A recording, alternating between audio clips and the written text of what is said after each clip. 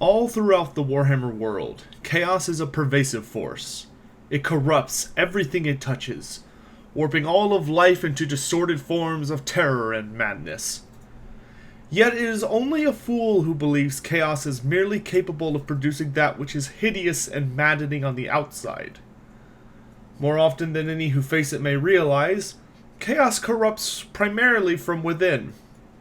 It will consume and twist a man's insides until he is like a hollow shell. There is one, however, who exemplifies a rotten core hidden by a beautiful exterior more than any other.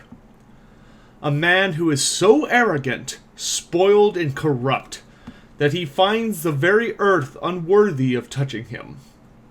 He is the favored son of Slaanesh, god of excess, pleasure, and depravity.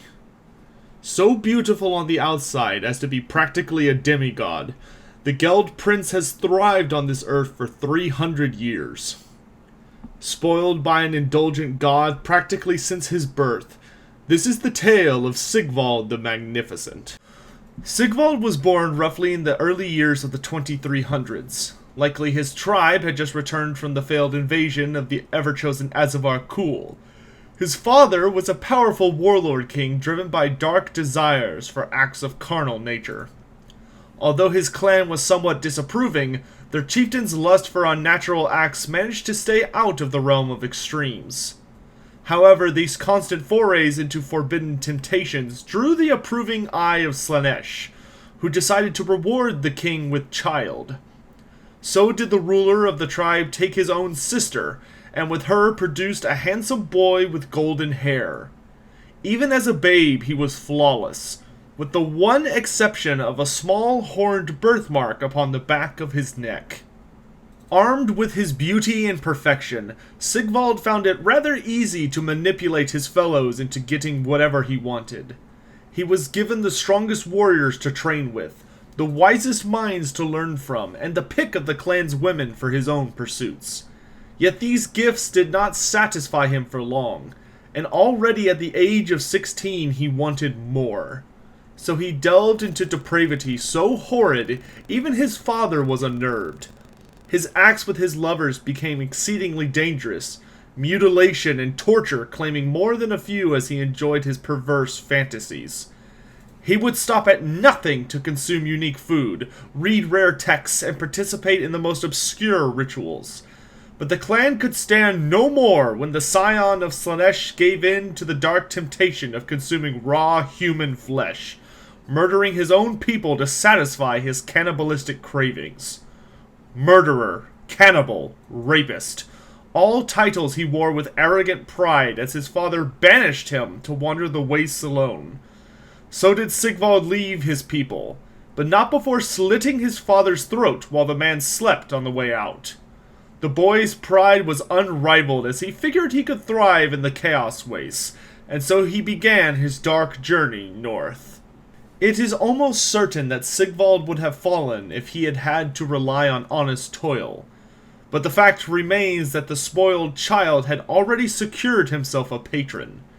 Even before murdering his father in cold blood, Sigvald met a pale androgynous youth named Bellis Pul, who promised him immortality and power in return for his soul. So did Sigvald strike a pact with the demon, exchanging his humanity in return for an eternity of indulging in every excess and experience life had to offer. Thus did the Geld Prince begin his journey in earnest, striking out across the world in an adventure of committing every sin imaginable. An army of devoted followers soon sprang up around the youth, warriors and even sorcerers from far-flung nations who were immediately stricken by this beauteous youth.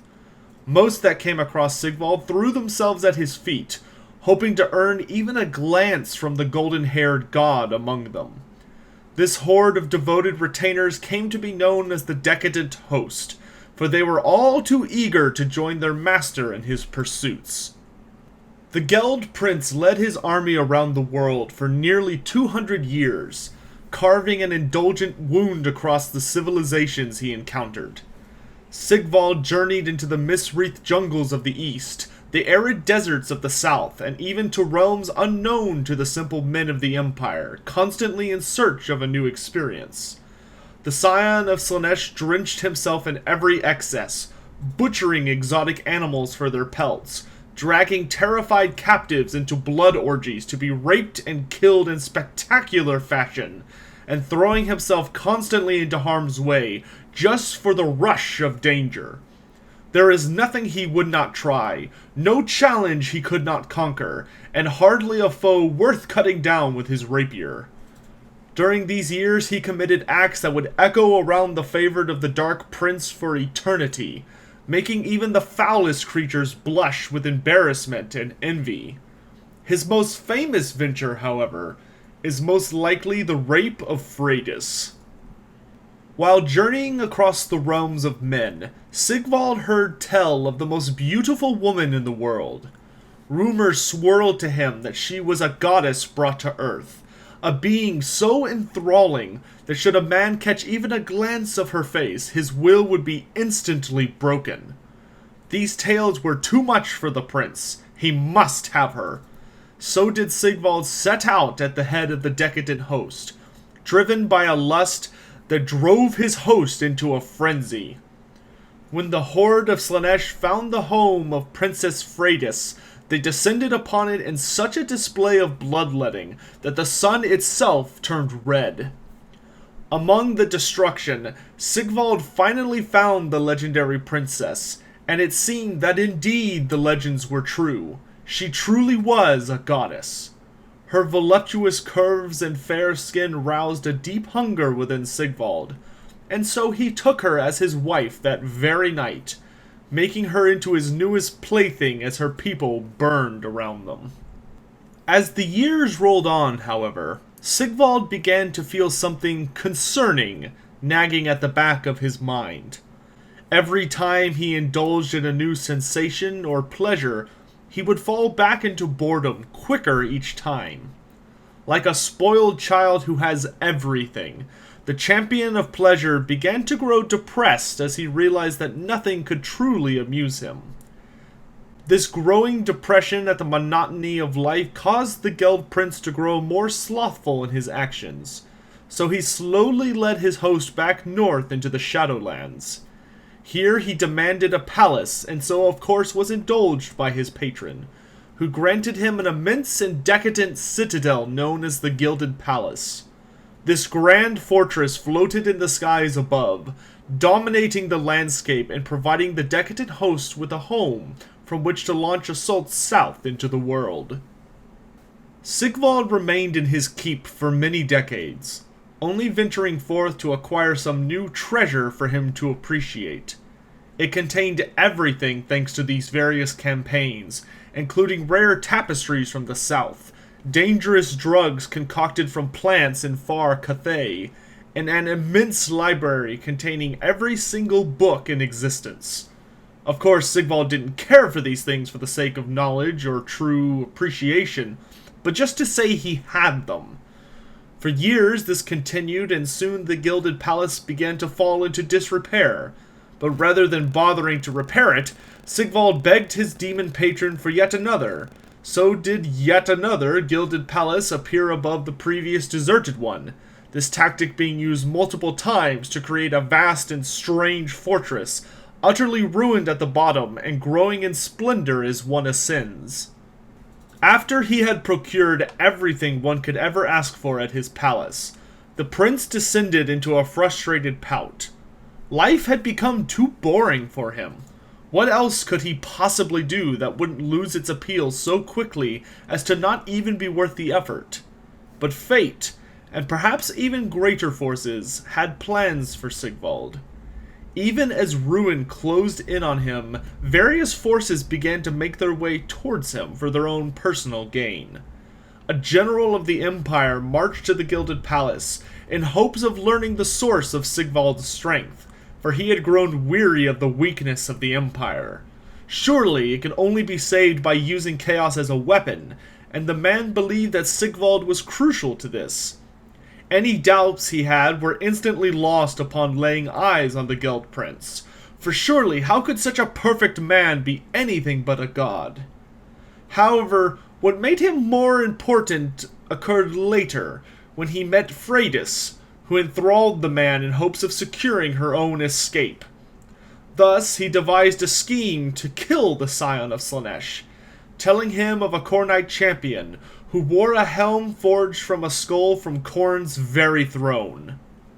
Such temptation could not be resisted by the Geld Prince. The idea of tasting a god's power was far too intoxicating for him. However, he knew he could not defeat this champion without further power from his patron, Bellis Pul. So he gathered up the decadent host and marched with his loyal children further north into the Chaos Wastes to find the greater demon of Slaanesh. After a brief journey, Sigvald arrived at a beauteous garden where he found his patron, the pale androgynous youth to whom he had sold his soul. The Geld Prince demanded more power, but was rebuffed by the demon who had become upset with Sigvald sitting around the last few decades.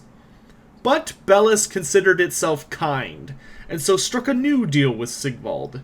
If he could accomplish 3 tasks without his army, then he would be provided with new strength. So did the trials of Sigvald begin. His first quest was to journey to a crystalline mountain to take a claw from the legendary drake known as Galrach. Slaanesh's favored son took on the task with typical arrogance, not realizing that he was going to be contesting with the father of chaos dragons. The Geld Prince entered the mountain, delving deep within where he found a man trapped, as while hunting the dragon he had fallen and harmed himself. The stranger claimed he owned a weapon capable of defeating the monster, a small music box which would play an elven melody. In return for the box, Sigvald promised to deliver the man to freedom. So of course, after learning everything, he butchered the fool and granted him a different sort of freedom. The Geld Prince delved further into the mountain, and finally found the 2-headed monster waiting for him. A battle of titans began, as the Scion of Slaanesh spent most of his time just trying to avoid the mutating flames Galrach spewed across the cavern. As their battle raged, it escalated to the dragon smashing through the side of the mountain, scattering him and Sigvald with cuts covering both of their bodies. Despite scoring small wounds, the prince could not deeply wound the drake, and gasped in horror when his rapier shattered against its hide. Weaponless, Sigvald began to falter against his superior opponent. His hair was scorched by multicolored flame, his golden armor pierced in multiple places, and his perfect flesh marred by the beast's magical claws, which rendered Sigvald's defenses worthless. The prince encountered the verge of death as he was finally pinned by the dragon, who began to torture Slaanesh's favored by carving his leg with an immense claw. In these moments of delicious agony, however, an idea sprang into Sigvald's mind, and his flawless voice rang out in a melody he had once heard. It was the death song of an elven maiden he had captured, a sorrowful dirge detailing the pride of that elder race and their fall. Upon hearing the melody, Galrach immediately went mad, one of his heads turning to instantly try and kill the other. As the Chaos Dragon warred against itself, Sigvald managed to rip free one of its claws, and made good his escape back to his patron. Upon his return, the Scion of Slaanesh demanded that Bellis Pul restore his beauty, but the demon refused, as it would not aid him until all 3 tasks were complete. Mortified that his perfect image was marred, Sigvald tipped on the edge of despair before rallying his mind, and setting out for his second task, to kill the spirit known as Bargau. For this trial, the prince had to set out for a strangely isolated forest that seemed oddly free of the corruption that dominated the Shadowlands surrounding the realm of chaos. Here he would do battle against a horrific creature, seemingly made out of bone and bark. His battle with Bargau raged throughout the forest that hung with skinned corpses as the two did battle. Once again, despite his immense strength and skill, Sigvald couldn't wound his opponent with his borrowed rapier, slowly but surely being beaten down. When a powerful blow shattered the bones within the Geld Prince's leg, he fell back and in frustration cut down one of the ancient trees. With its death, the spirit screamed in agony, and in that moment Sigvald giggled, for his foe's weakness was revealed. At this point, the Scion of Slaanesh, through ingenuity and skill, sparked to life a torch out of a dead branch and went about igniting the forest, sending Bargau into agony. As the beast shriveled in pain, Sigvald enjoyed the spirit's suffering before finally striking off its head. Returning once more to Bella's pool, even more mangled than before, Sigvald shrieked with rage upon discovering that his patron was gone. In the demon's place were two scrolls that showed potential futures for Sigvald. The first showed him growing old and ugly, a boring life of crippling ineptitude that would be his final legacy. Struck with despair, only at the insistence of his subjects did the Geld Prince examine the second scroll, which detailed him becoming a god. The third task was quite simple.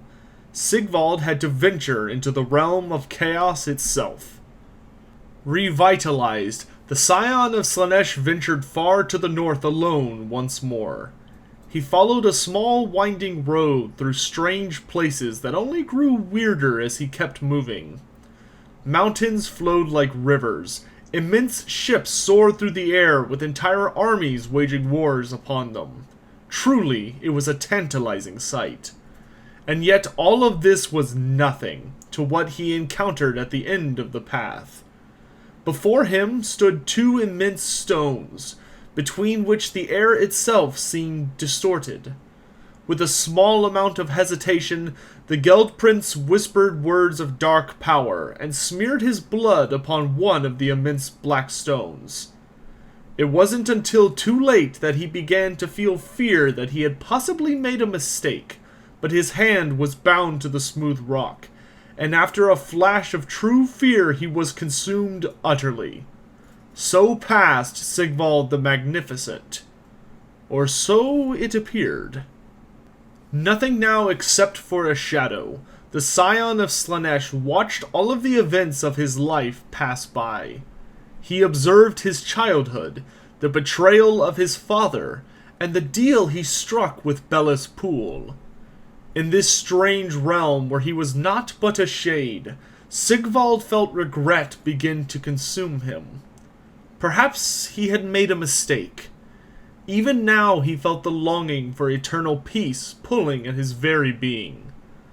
As the last grand memory faded away, the prince gasped as he beheld his own image staring down at him in wonder. The shade was awestruck, and demanded to know who wore his likeness. The other Sigvald chuckled with mirth and identified himself as Slaanesh, amused to know that to the Geld Prince the god appeared as a reflection. For Slaanesh takes on the image of one's greatest desire, showing the true arrogance and pride of the Magnificent. Slaanesh explained a simple promise to Sigvald, for it was a benevolent deity, and its favored son had served well the last few centuries. Either he could release the Geld Prince's soul to eternal rest in the void, or there was another choice. At first, Sigvald leapt at the opportunity for salvation, but then a thought of bottomless terror struck him. If he were to die here, would that mean he could never experience his perfect body again? When Slaanesh confirmed this, the prince found himself torn between two desires. For although life had been boring, surely there was no experience more valuable than his flawless form. At this notion, Slaanesh chose to gift its spoiled child with visions of his great tasks, allowing him to truly understand his every act. These weren't just simple accomplishments of carnal and violent nature, no. These were works of art. acts of defiance against the cruel and lifeless monotony that the world imposed on others. A noble rebellion against the evil that was life without meaning, life without truly living. Never before had Sigvald realized the significance of his life. Never before had he truly understood the importance of his every sensation. The world needed to be graced by his perfection. His soul needed to have a perfect vessel. Dumbstruck by these grand revelations, the Shade's fingers trembled while clutching at the boy god before it with one final question. Could he be beautiful again? Slaanesh only smiled before using a rapier to pierce the Shade's heart. Suddenly, the portal leading to the realm of the gods shimmered with energy as Sigvald strode back into the world. His feet hovered above the ground, for such pride did Slaanesh have in his son that the god had declared the very earth unworthy of touching his feet. His golden armor crackled with power as his flesh reknit into absolute perfection once more, and his long blonde hair was restored. In his hands, however, the Geld Prince held his true prize, a rapier gifted to him by the god of pleasure itself. Roaring with exultation, Sigvald launched himself forward with horrific power.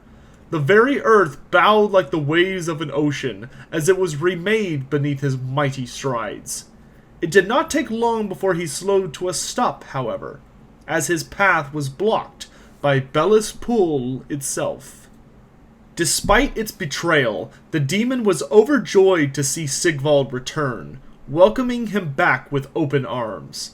The Geld Prince walked up to his former patron and with a loving smile impaled the monster with Sliver Slash. The Keeper of Secrets collapsed in agony, as this was the first time in its long existence it had been able to feel pain. As Sigvald left it to die, Bellis could only marvel at his generosity to grant his patron this new sensation. Eager to finish his initial quest, the Scion of Slaanesh launched himself back south towards the Gilded Palace, where a mighty battle raged on. Mord Hook, the mighty champion of Khorne, had led his legions to assault the fortress of Sigvald. He intended to butcher the boy warrior and offer his skull to Khorne, earning his place as a true favored son of the blood god. His horde of chosen clashed against the decadent host for control of the area, even as a third force entered the fray. However, we'll cover this battle more extensively in the famous battle segment. After the battle, and the ramifications caused by it, the decadent host swelled in size, and held such an orgy of lust and destruction that all of the gilded palaces collapsed beneath the strain. Revitalized by recent events and his rebirth in the realms of chaos, Sigvald eagerly set south once more to plague the lands of men. Here his adventures devolved somewhat into obscurity, as he basically just roamed the world, going to wherever random flights of fancy led him. A good example of his attack pattern would be his infamous invasion of Ulthuan. Long had Sigvald been aggrieved by rumors that the elves of Ulthuan were more renowned than him for their fulsome and golden locks. Insulted and burning with envy, Sigvald gathered an immense legion and led his host to the shore of the floating isle. Surely he would feel better after scalping every elf he could find. Unfortunately for the Geld Prince, the High Elves were led by Princess Eldria, who had once been a squire to the legendary warrior Tyrion. Unaware of her foe's strength, the elf general decided to take a cautious approach to the Chaos Invaders. She sent out Tyrannok chariot squads to wipe out enemy scouts, and had her mages conceal all of the important elven settlements with magical mists. On top of this, Shadow Warriors launched nightly invasions upon the Chaos Camp to destroy supplies and cause anarchy. As the days rolled by, many of the various tribes within the Horde began to grow restless, and so Sigvald continued having to kill challenger after challenger. In fact, it was during one of these duels for leadership that the elves decided to launch their ultimate assault. Sigvald was so focused on killing Dranak Goredrinker, the hulking brute who had challenged him, that he failed to notice the line of Silverhelms smashing their way into the center of his army. Even when the warriors of Chaos began faltering and needed to be rallied by their lord, Sigvald refused any pleas until he finally cut down the opposing champion. As Goredrinker fell, his blood gushed out and around him in a wonderful display of deep crimson that suddenly caused a look of disgust to cross Sigvald's face. The oozing blood had reminded him of a distasteful bottle of Bretonnian wine he had sampled once, made from the town of Chomberg. Thus, he simply walked out of the battle, cutting down any who didn't get out of his way fast enough. Without the Geld Prince leading them, the Chaos Horde collapsed and was defeated. The Bretonnian hamlet of Schomberg would be summarily razed a few years later. With his impulsive and childish behavior leading him somewhat randomly across the world, it is difficult to determine where Sigvald will strike next. He embodies the lack of self-control that represents much of chaos on a deep level, the endless desire for more. Whether it be more pain, more power, or more sensation, truly Sigvald the Magnificent represents the rotten core of what the dark powers offer to indulge their children with. That ends the history of the Geld Prince, so let's go ahead and move on to his equipment. Like all of the greatest champions of Chaos, Sigvald relies upon a powerful weapon with which to strike down his enemies in combat. In the case of the Scion of Slaanesh, he wields the legendary rapier named Sliverslash. This blade was forged for him from a sliver of Slaanesh's own blade, which makes Sigvald the only warrior in the world to wield a weapon made from a Chaos God's own. This mighty gift is well renowned for its incredible speed, moving like quicksilver to devastate all surrounding the Geld Prince. Only the greatest of warriors have any hope of turning aside the lightning-fast strikes that can fell even the largest brutes with ease. Truly a gift fit for the god of pleasure's spoiled son. When it comes to defense, Sigvald puts his complete faith into his golden plate set known as the Auric Armor. It was forged for Sigvald long before his true ascension to Slaanesh's greatest champion, from ensorcelled gold to protect his flawless body. On top of providing him with solid protection, the plate mail had also been lovingly sculpted to perfectly fit Sigvald's body. His every curve and feature are meticulously picked out for all to appreciate upon the battlefield. In addition to its magically charged defense, the Geld Prince's armor was also further blessed by Slaanesh, when the boy warrior re-emerged from the realm of chaos. Since that day, dark tendrils constantly caress the Scion of Slaanesh's flesh with tender touches that constantly rejuvenate and reknit his wounds.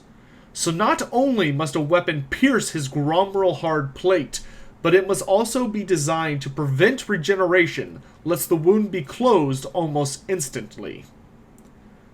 With his fantastic equipment out of the way, let's move forward to Prince Sigvald's skills. When talking about Sigvald the Magnificent, one of the first things that needs to be addressed is the state of his mind. The Geld Prince is quite honestly one of the most insane individuals to grace the Chaos Wastes with his immaculate presence. Due to his pact with Bellas Pool and Slaanesh to always seek new and intense sensations, Sigvald drives himself to the heights of mania and the deep lows of depression. When he experiences crushing sadness, he's quite likely to try and enhance the feeling by killing his closest follower or something similar just to drive the intensity onwards. When the prince grows angry, he'll spiral into apocalyptic rages and destroy everything around him. This mindset, of course, expands more importantly to his sense of vanity. Sigvald genuinely believes that he is the most beautiful and perfect being in all of existence, which appears to be true, at least on the surface.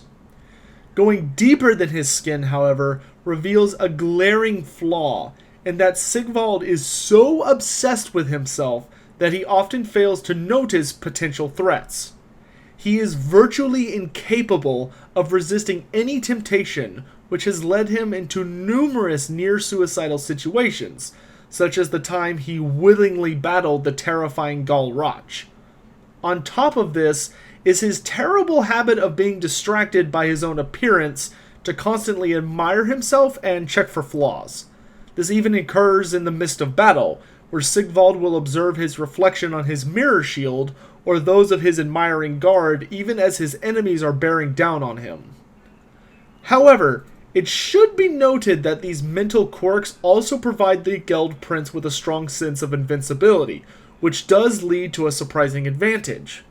When fighting in battle, the Scion of Slaanesh continues powering forward with utter contempt for his enemies. This allows him to remain unshaken in the face of adversity where lesser champions would break and flee. It is dangerous to rely on clever tactics to break his morale. For long as there's something he considers worth killing around him, Sigvald will hold his ground, if not just to admire himself.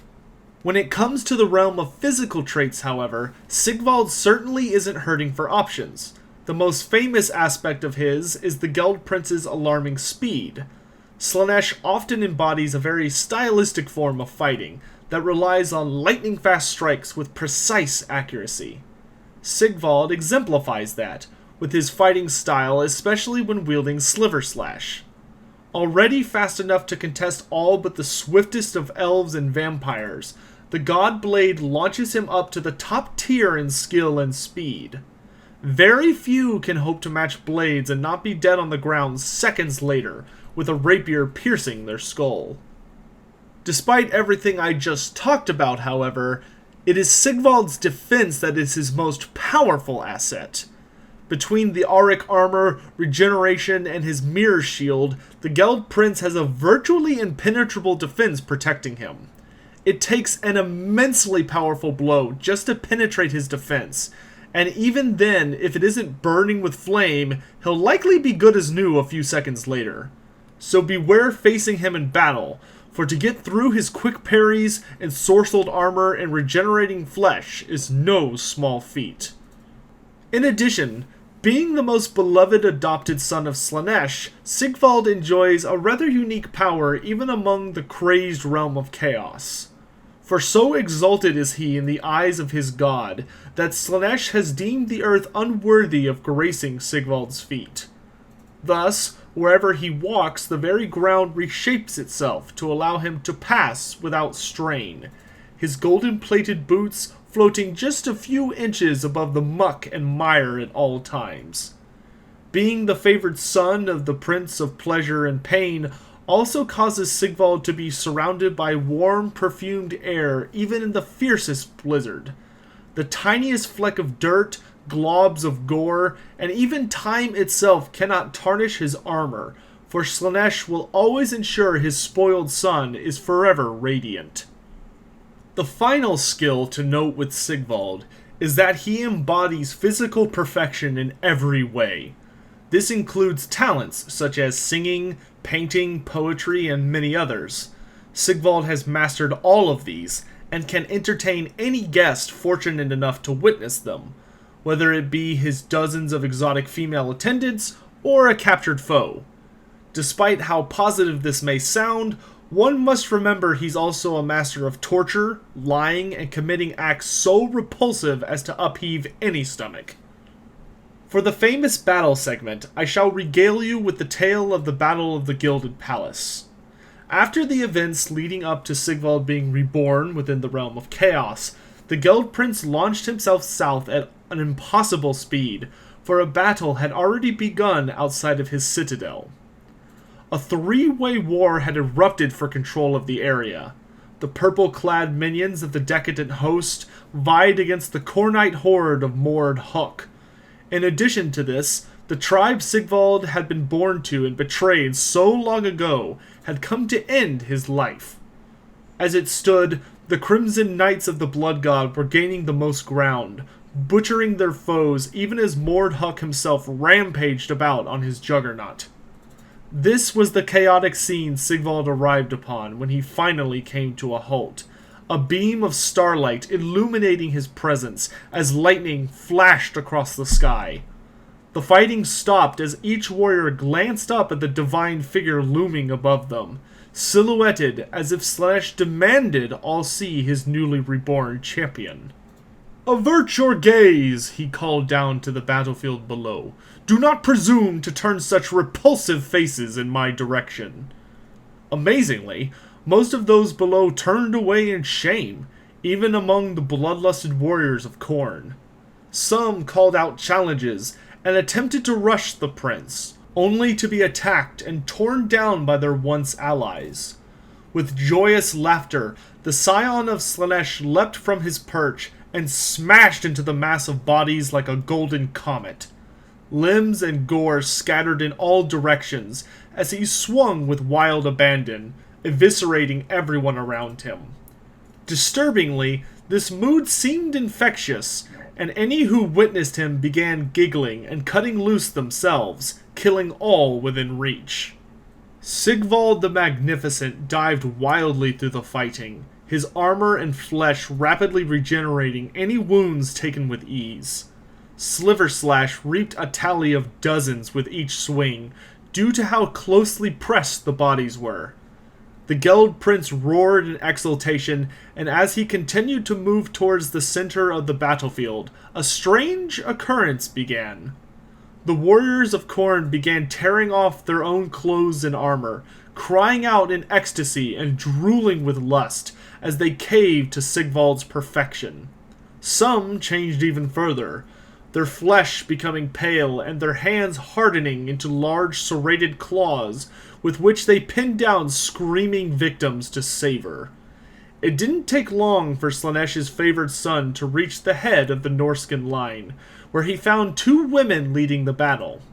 One was the new tribal leader who had united many tribes just for the task of killing Sigvald, while the other was his dear Freydis.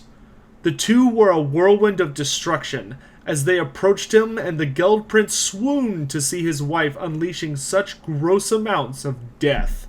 Hoping for victory, the Norscan chief of the Fallen called to Freydis for aid, depending on her new ally to cut down her rapist and husband.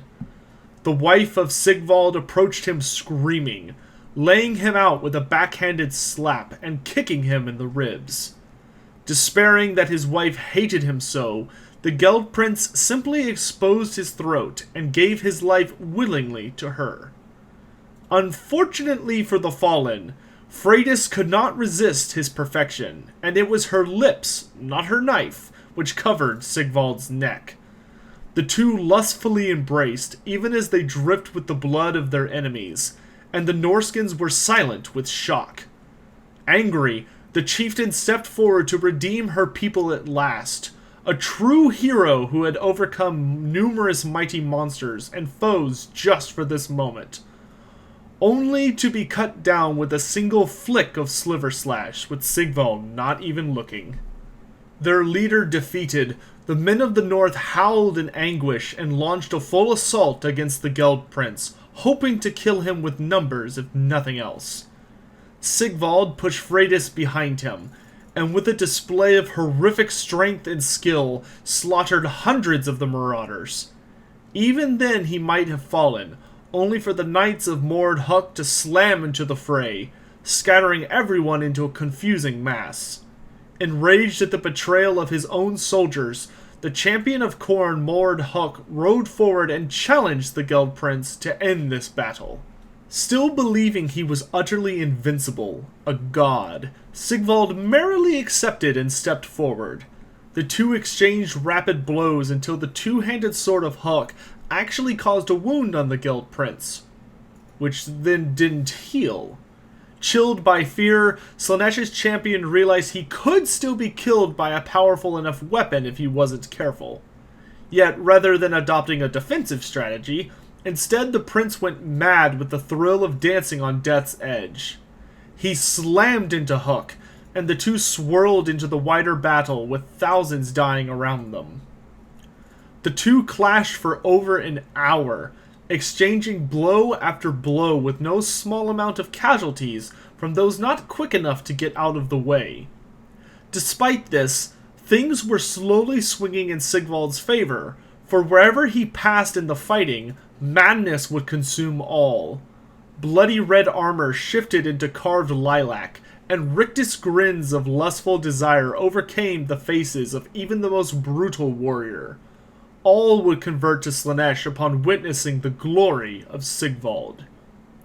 In the end, however, the champion of the Blood God captured the upper hand, for his stamina outpaced that of Sigvald. As Mordhuck was preparing to strike the final blow on his exhausted foe, however, a devotee of the Geld Prince slammed into him. Seeing his opening, Sigvald leapt up and raised Sliver Slash for a killing blow. Taking a deep breath of satisfaction for such an intense battle, he beheaded Mordhuck with a single blow. So fell a mighty champion of Khorne, and the battlefield descended into a bloody orgy of madness. And that's the end of the famous battle section. Now we will be going ahead and moving into the more informal talk about the end times involving what happened to Sigvald during that era. If you're not interested in hearing about the end times, or you do not want spoilers about what happened to Sigvald during them, why don't you click on Sigvald's perfectly chiseled abs to skip this section and go to the Total War section. So with that, let's go ahead and move on. He focused most of his efforts in the areas around Perovon, and that's basically where he stayed for the entirety of the end times. He wandered around and gathered up a ton of captives, a ton of slaves, a ton of food, just everything he thought he would want. And when they were building up for the final battle, Sigvald led the decadent host to Perovon, well, the ruins of it, and he held a giant, end-of-the-world party. Because Sigvald figured if the world was going to end anyway, he might as well enjoy his last few days or hours. So Sigvald held the most horrific party known to the Warhammer Fantasy universe there. But, unfortunately for Sigvald, right before the party was about to start, all of the Chaos Gods collected their various champions from where they were scattered around the world and deposited them in Middenheim to basically do what Archaon told them to do, because the forces of order had come after them. So Sigvald was extremely upset and threw quite the pout, as he felt that it would have been better for him to stay. He didn't directly challenge his fate, because he thought that Slaanesh might get angry with him, and he knew better than that, but he did quite a bit of complaining. In the end, though, he was assigned to defend a certain part of Middenheim with Throg the Troll King, which Sigvald did not take to very well, because Throg was very ugly and he didn't like looking at him. So when Archaon gave these orders, Sigvald attempted to pull out Sliver Slash and kill Archaon, but Throg basically grabbed him by the arm and dragged him off like a spoiled child throwing a temper tantrum at the grocery store by their mom.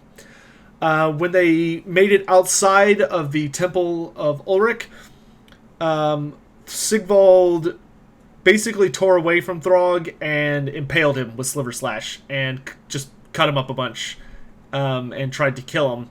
And then, satisfied he had killed Throg, he advanced onto the area where a large horde of marauders and various warriors of chaos were fighting against Nagash. Because that's the part of the battlefield where Nagash, when Teclis summoned them all to Middenheim, that's where he just got plopped down. Which was the Grand Park, the Grand Guard, not guarded, but like the big park area in Middenheim, which had, of course, been utterly corrupted by this point. So he walks out there, and there's basically a massive horde of the dead fighting. So Sigvald walks out, and Slaanesh, as a gift to him, since he didn't bring the decadent host with Slaanesh, instead gifted him an entire army of demonettes. So they all came running after him in this very, very beautiful charge that was mesmerizing, except for the undead don't care, because they're dead. So they slam into the battle line, and when Sigvald was charging in, Krell was leading the Doom Legion, which is his personal army of wights. through the park, and he saw Sigvald, and although he doesn't really care about anything anymore other than following Nagash's orders, he had a brief memory of hating warriors of Slaanesh and fighting them when he served Khorne, and he still held on to that resentment towards Slaanesh, so he immediately angled to countercharge Sigvald. So the two lines slam into each other, and Sigvald kills a whole bunch of Graveguard before he finally finds Krell, because Krell was butchering his way through Demonettes like they weren't even there. Which the Whites were really struggling with the Demonettes, because they move so fast, and the Whites are very staccato in their movements, that the Whites really couldn't land any hits on them and were getting torn apart until Krell showed up, and he just started wiping them all out with his black axe. So there was a massive battle between Sigvald the Magnificent and Krell. They were both it was a very even contest between the two of them. They fought for a while, and basically it was Sigvald had the superior speed and skill, but every time he cut into Krell, Krell just didn't care because he's dead. And Krell knew that if he could hit Sigvald like once, like get one good hit with his axe, he could kill Sigvald. So the two continued battling for a while, and finally Sigvald saw an opening and impaled Krell in the heart. Krell basically stood there for a moment and then started laughing because he doesn't have a heart, so it didn't do anything to him. And he basically lured Sigvald into a trap and backhands him out of the way. And he waits for Sigvald to dive back in to try and get his sword, and then when he does, Krell swings up the black axe and it cuts Sigvald across the face. And this is, of course, I mean, when these two were exchanging blows, Krell hit so hard, he literally crumpled Sigvald's shield into like this broken, shattered little piece of metal. Like there was nothing left of the mirror shield. And so when Krell cut Sigvald's face, it caused Sigvald to basically just go mad. And he, rather than like trying to fight Krell or do stuff like that, he just tackles Krell and knocks him to the ground and then just punches him into oblivion. I'm not even kidding. He literally takes his fist and he just keeps punching Krell in the face until Krell has no more face. Like, he punches him until Krell's metal wrenches, and then he rips off Krell's faceplate, throws it out of the way, and just continues laying into him, pinning his arms down. I think he actually chopped off one of his arms. Yeah, he did. He did Sliver Slash did chop off one of Krell's arms. And he pinned the other one and just literally beat Krell to death until there was no more Krell. Krell's head disintegrated beneath the blows, and he finally died. But Sigvald had been in such a rage and had been pushing himself so hard, he had not been paying attention. And when he finally finished beating Krell to death, he finally realized that not all of the bone snapping sounds he had heard were Krell. Most of it had been his hands. And when he finally held his hands up to his face, he realized that his hands were a mangled mess. Like, just so messed up looking. And basically realizing, or believing that he was now ugly and had his beauty robbed from him, Sigvald screamed in agony. But before he got much of a chance to pull the typical screaming to the moon kind of thing, a giant hammer slammed into him and instantly turned him in, and just like splattered him across Krell's body. Like, there was no more Sigvald. And what happened was that Throg came up behind him and killed him, because when Sigvald impaled him, he didn't take into account Throg's regeneration, which is pretty absurd, and Throg just regenerated the wounds, got his own monster army, and came down to fight Nagash. But before he engaged Nagash, he made some time to go over and make sure he splatted Sigvald pretty good. And that is how Sigvald the Magnificent passed. So, with that out of the way, let's go ahead and move on to the Total War segment. Alright, so for Total War, there is so much to talk about. I think we'll do a little video from Total War at the end. I mean, I've had video footage going on, but I'm just going to show y'all a clip with voice and stuff from the game to really show that I really feel like they nailed Sigvald's character. So, starting at the beginning with playstyle. I really enjoy Sigvald. I think they designed him very, very well. He's got great AoE damage, and he's got regeneration once you have the Auric Armor. He has the Strider ability, which represents him like floating above the ground, so any terrain in the game doesn't actually affect him. He also is pretty defensive. That being said, I think they could have done a little better at making him a little bit tougher. It seems like he hits harder rather than taking more damage. Which, when you compare him against other Chaos Lords, with the exception of like the really goofily designed ones to be immortal, Sigvald is one of probably the most defensive character in the Warriors of Chaos book. Next to like Archaon, but Archaon's kind of the best at everything in that book. That being said, I think he does pretty solid damage. He has the Duelist ability, which means that he specializes in fighting less targets. So he's really, really great at killing enemy characters, and he's also really great at taking on some of their more elite troops. So like Hammers, Chosen, Chaos Knights, stuff like that.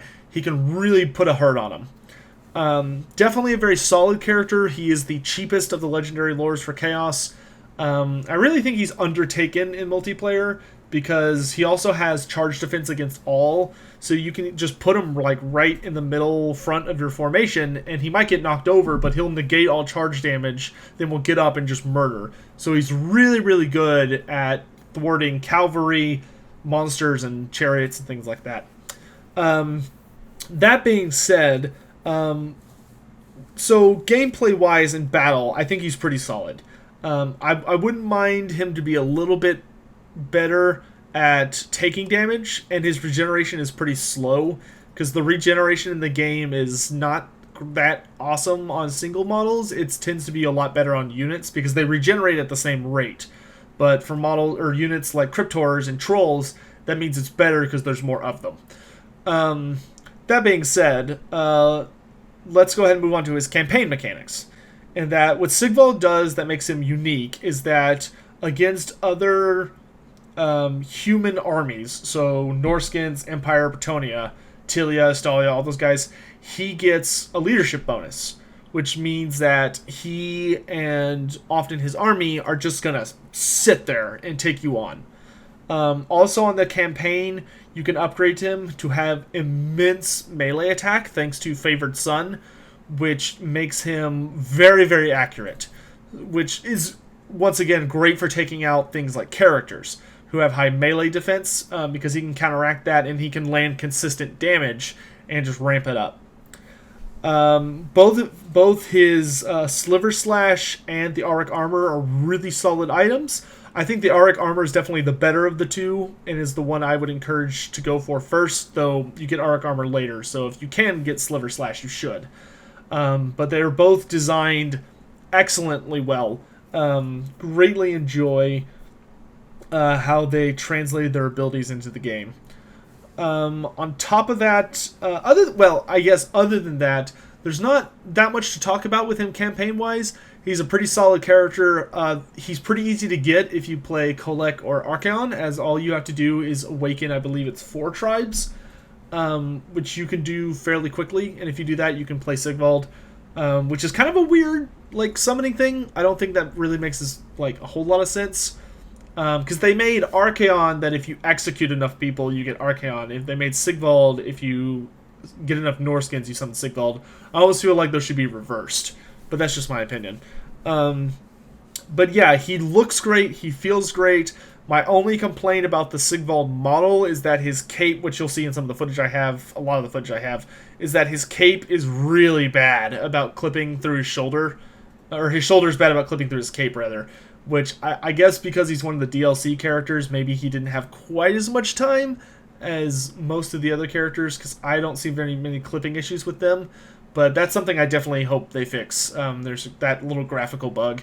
Other than that, though, he looks fantastic. I really like his voice actor. And I like the way that they managed to make Sigvald look just really good.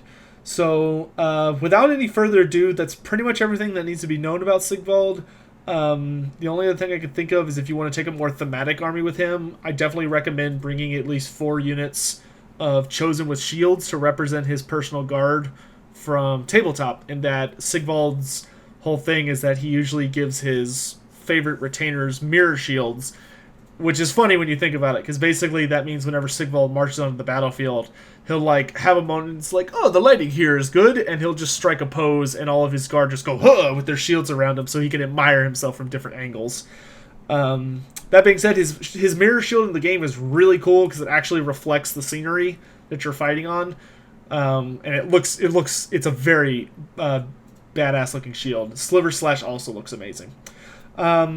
So with that pretty much out of the way, the last thing we're going to do for this video, like the closing thing, is I want to show anyone who hasn't seen it, but is here for the lore videos, the opening from his quest battle for Sliver Slash, which if you've never played Total War Warhammer, you don't start off with all the magic items the characters have, you have to go get them. Usually it's retcons about, like, maybe they didn't have it and, like, this is a new way of how they got it, or they have it but it's not working for some reason, stuff like that. In Sigvald's case, he seems to be awakening Sliver Slash and capturing the Auric armor from someone else, which are definitely lore changes. But we'll talk about retcons that Total War Warhammer did in another video series. But yeah, so I'm going to go ahead and play that because it's one of the most fantastic speeches in the game. It's so hilariously done, and just is very Sigvald because of just how gratuitous it is. That being said, I hope you guys enjoyed the video. I had a lot of fun making this one. I know it took a really long time, but the only other thing I would say is if you want to learn more about Sigvald, I need to start doing this at the end of every video.